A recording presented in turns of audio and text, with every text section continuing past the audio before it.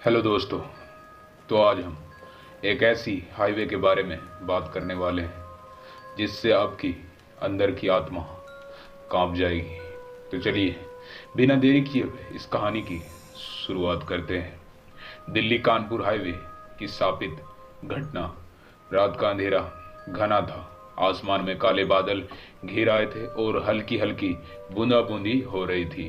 NH2 highway पर दूर दूर तक कोई दूसरा वाहन नहीं था। अमित, जो पिछले 15 दिनों से ट्रक चला रहा था, उस रात अकेले दिल्ली से कानपुर की ओर जा रहा था। उसे इस रास्ते की डरावनी कहानियों पर कभी यकीन नहीं हुआ था, लेकिन इस रात उसकी पूरी जिंदगी बदलने वाली थी। लगभग 2:30 बजे की रात अमित का ट्रक एक जंगल से होकर गुजर रहा था। अचानक सड़क के किनारे उसे सफेद साड़ी पहने एक औरत खड़ी दिखी। उसका सिर बिल्कुल नीचे झुका हुआ था और उसके बिखरे बाल पूरे चेहरे को ढक रहे थे। अमित को यह सब कुछ अजीब सा लगा, लेकिन उसने ध्यान नहीं दिया और ट्रक को आगे बढ़ा दिया। तभी धड़ाम की आवाज, ट्रक के ऊपर कुछ भारी चीज गिरी।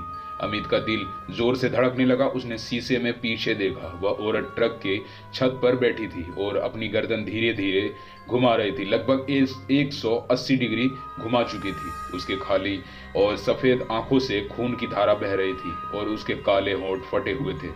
अमित ने घबराकर ट्रक की रफ्तार बढ़ाई, लेकिन अगले ही पल मौत का खेल शुरू हो गया। औरत गायब हो गई। अमित को कुछ भी समझ नहीं आ रहा था, लेकिन तभी ट्रक के अंदर खरोचने की आवाजें आने लगी। ऐसा लग रहा था मानो कोई अमित को ट्रक के अंदर से पकड़ने की कोशिश कर रहा हो। उसकी सांसें और भी तेज हो गई। डरते डरते अमित अपने शीशे में झांका और उसकी चीख निकलने ही वाली थी, लेकिन उसने अपने चीख को गले में ही दम घुटने दिया और वह औरत अब उसकी पिछली सीट पर बैठी थी। उसका चेहरा जला था और वह अपनी सड़ी गली उंगलियों से अब अमित के गले की तरफ बढ़ रही थी। उसकी आवाज गहरी और भयानक थी, तू भी जलेगा और तू भी मरेगा आज।